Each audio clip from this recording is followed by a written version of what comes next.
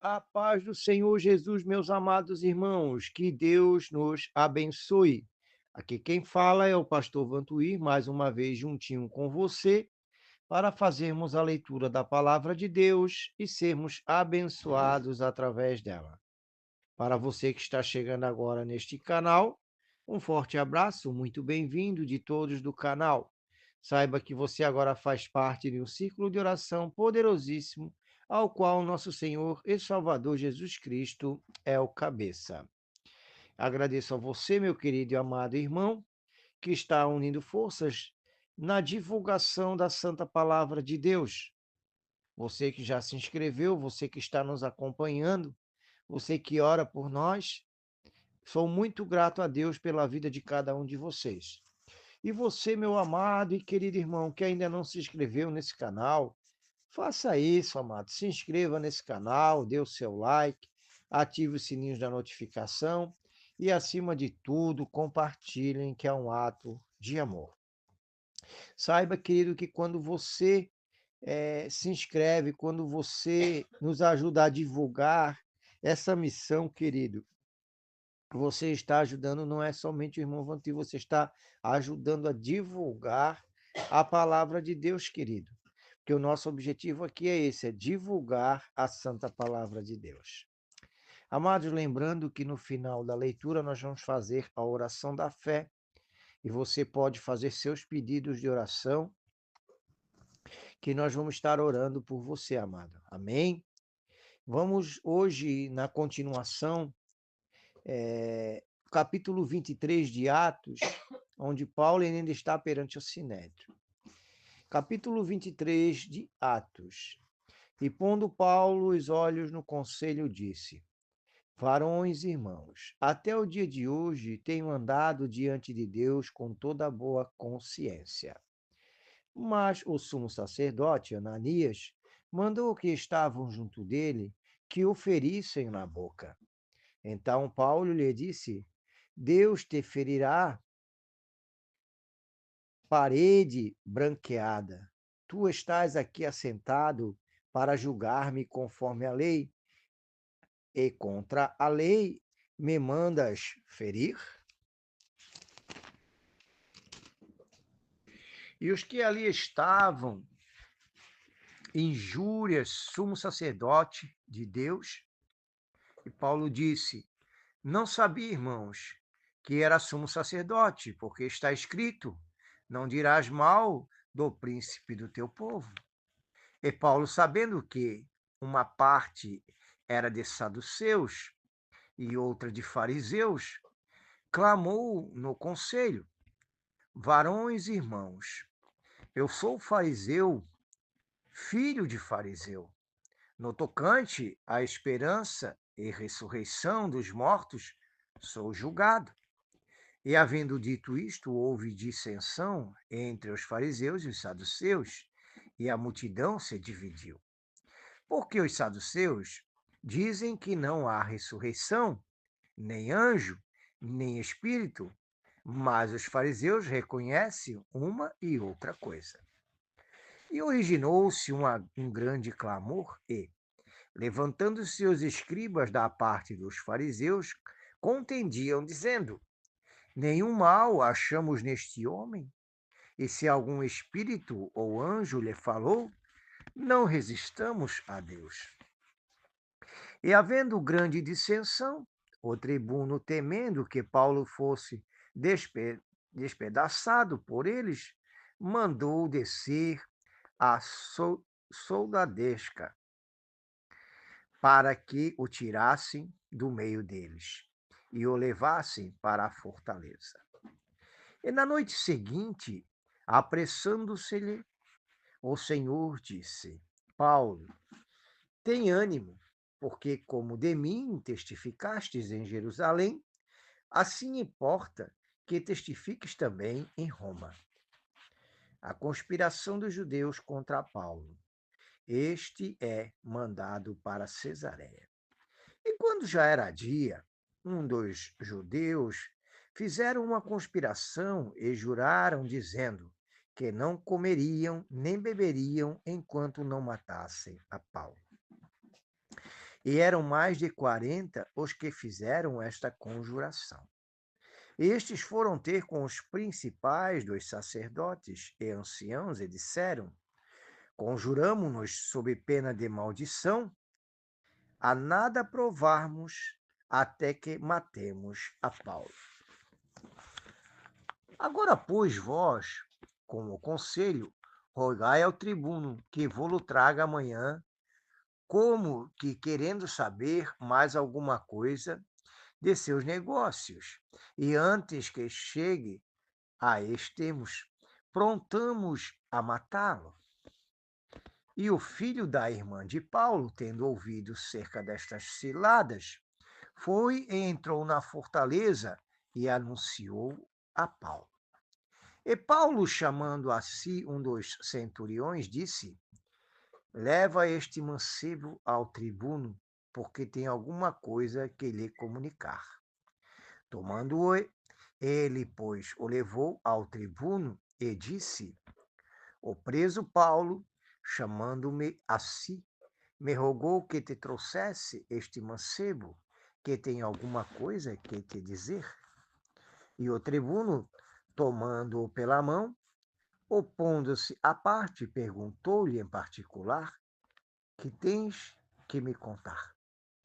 E disse ele: Os judeus se concertaram rogar-te que amanhã leves Paulo ao conselho, como que tenho de inquirir dele mais alguma coisa ao certo. Mas tu não o creias, porque mais de 40 homens dentre eles lhe andam armando ciladas, os quais se obrigaram, sob pena de maldição, a não comer nem beber até que tenham matado Paulo. E já estão apercebidos, esperando de ti promessa. Então o tribuno despediu o mancebo, mandou-lhe que ninguém dissesse que lhe havia contado aquilo. E chamando 2 centuriões, lhe disse: Aprontai para as 3 horas da noite 200 soldados e 70 de cavalos e 200 arqueiros, para irem até Cesareia. E aparelhai cavalgaduras, para que, pondo nelas a Paulo, o levem salvo ao presidente Félix. E escreveu uma carta que continha isto: Cláudios Lísias e Félix, potentíssimos presidentes, saúde. Esse homem foi preso pelos judeus, estando já a ponto de ser morto por eles. Sobrevim eu com a soldadesca e o livrei, informando de que era romano. E querendo saber a causa por que acusavam, o levei ao conselho e achei que o acusavam de alguma questão da sua lei, mas que nenhum crime havia nele digno de morte ou de prisão. E sendo-me notificado que os judeus haviam de armar ciladas a esse homem, logo te enviei, mandando também os acusadores que perante ti digam o que tiverem contra ele. Passa bem. Tomando, pois, o soldado Paulo, como lhe fora mandado, o trouxeram de noite a Antipatris. E no dia seguinte, deixando o seu cavalo, irem com ele, tomaram a fortaleza. Os quais, logo que chegaram a Cesareia, o entregaram a carta ao presidente, lhe apresentaram Paulo. E o presidente, lida a carta, perguntou de que província era, e sabendo que era da Cilícia. Ouvir-te-ei, disse, quando também aqui vierem os teus acusadores, e mandou que os guardassem no pretório de Herodes. Amém, meus amados. Louvado é o nome do Senhor. Amém, meus amados. Louvado é o nome do Senhor. Quanto ao que acabamos de ler, a gente percebe que a perseguição ela se intensifica sobre a vida de Paulo. Mas tenho a certeza de que Paulo, diante dessa situação, estava tranquilo, porque nada lhe podiam tirar, porque o que ele tinha era o próprio Deus em sua vida. E ele, provavelmente, meus amados, diante do que ouvimos falar, do que lemos na Santa Palavra de Deus, ele estava pronto para o que der e vier. O que fosse acontecer com ele, ele estava na mão de Deus. E é assim, meus amados, Deus, ele está conosco, independente da situação. Muita gente, às vezes, diz assim: eu sirvo a Deus, eu faço tudo o que eu posso na obra do Senhor, mas as pessoas vivem me perseguindo, as pessoas vivem dando contra mim, as coisas não dão certo. Quero dizer para você, meus amados, bem-vindo ao reino de Deus. Bem-vindo ao reino do nosso Senhor e Salvador Jesus Cristo. Porque esse evangelho de mar de rosas que muitos pregam por aí, esse evangelho de mar de rosas não existe. Sabe bem quem falou: no mundo tereis aflições, mas tendes bom ânimo, porque eu venci o mundo. E a palavra também vai dizer diante disto que as aflições deste tempo presente não são comparadas com a glória que há de vir. Então, meus amados, era isso que Paulo tinha em seu coração,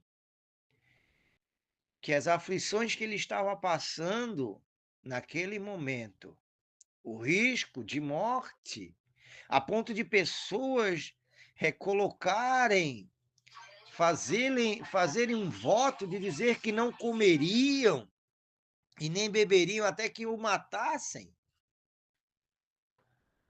A perseguição não estava fraca, meu irmão. Então veja bem, só que Paulo tinha isso em sua mente, que as aflições desse tempo presente não se comparam ao que lhe aguardava. E é assim, meus amados, a gente, quando serve a Deus, não deve murmurar, porque Deus, ele não gosta de murmurador. Ah, minha vida está assim, minha vida está desse jeito, mas eu sirvo a Deus. Era para estar... Amados, Deus, ele não exclui as dificuldades da vida. Deus, ele não exclui as perseguições. Mas ele tem uma promessa. E essa é a maior promessa da Bíblia, que ele estaria conosco todos os dias, até a consumação dos séculos. E outra coisa, meus amados, quando lemos, é tão lindo falar sobre isso. Quando a palavra nos ensina, sede fiel até a morte, dar-te-ei a coroa da vida.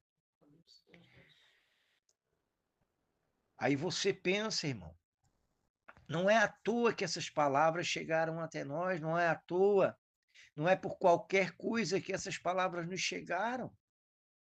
É porque ele sabia que muitos seriam perseguidos por causa do seu nome. Muitos seriam, como foi na igreja primitiva, lançado em arenas com leões destroçados. Muitos seriam perseguidos até o fim dos dias, porque o mundo jaz do maligno, porque as trevas não têm comunhão com a luz. E quando você é luz, você confronta. Quando você é luz, você não consegue se enquadrar neste mundo. Quando você é luz, parece que tudo que você fala ofende as pessoas, porque da tua boca sai a palavra de Deus, dos teus lábios sai a vontade de Deus. Quando você vai fazer algo, você vai dizer: "Se Deus quiser". Você vai ver, vai falar com a pessoa, você vai dizer que Deus te abençoe, e tem pessoas que se sentem confrontada pela sua maneira de falar, e isso gera confronto, diferenças sociais. Quando as pessoas dizem: "Ah, você quando você é cristão, porque você é preconceituoso", na verdade, nós também sofremos preconceitos por ser cristão. Então, meus amados, no mundo tereis aflições, mas tende bom ânimo. Eu venci o mundo. E Paulo sabia bem disso. Leia o texto, você vai ver que o momento era crítico, o momento era um momento de aflição, era um momento, meu amado, que a vida dele estava em risco. Era um momento de aflição. Um homem que antes era autoridade, um homem que antes ele era bem visto, era respeitado pelos homens,